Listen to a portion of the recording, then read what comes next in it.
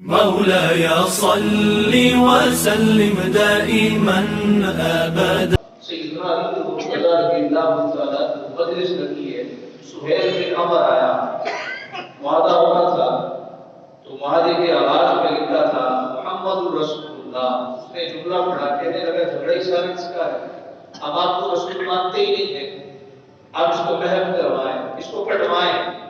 آپ نے فرمایا یا علی امحو ھذا، علی اس کو مٹا دے. کیا جملہ تھا؟ محمد رسول اللہ، اس کو مٹا نہیں تھے محمد عبداللہ، اس کو مٹا دے. اب صحابہ وہ ہیں جو حضور کا بچا ہوا پانی حاصل کرنے کے لیے جھگڑا کیا کرتے تھے، حضور کے ابو کے اشارے میں جانے قربان کر دیا کرتے تھے. کبھی کسی کے رحم گمان میں بھی نہ تھا کہ حضور کچھ کہے تو انکار کر. حضور نے کیا فرمایا؟ علی اس کو مٹا دے. یہ کہہ رہا ہے کہ بھئی یہ محمد رسول اللہ جو لفظ ہے اس سے ہمیں اعتراض ہے، ہم وعدہ نہیں کر سکتے.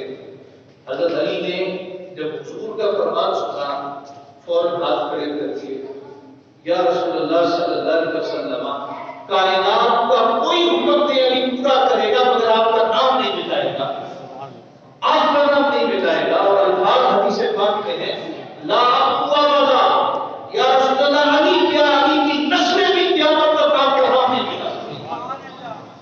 یا رسول اللہ قیامت تک کبھی ایسا نہیں ہوگا علی سے محبت رکھنے والا اور آپ کے نام مٹا دے، علی سے محبت رکھنے والا اور آپ کی تعلیمات بھلا دے. یا رسول اللہ صلی اللہ علیہ وسلم علی یہ کام نہیں کرے گا.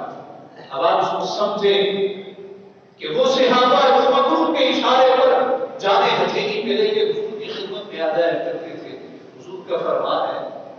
مگر مولا علی کیا عرض کرتے، یا رسول اللہ صلی اللہ علیہ وسلم اور جو حکم دے مگر علی آپ کا اس میں مبارک نہیں مٹائے.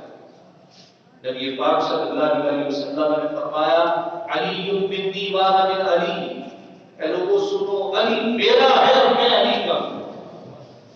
علی جس کا لفظی معنی ہے بلندی، علی کا لفظی معنی ہے علو سے، جس کا معنی بلندی، جس کا نام بھی بلندی والا ہو، اس کی ذات بھی بلند والا ہو.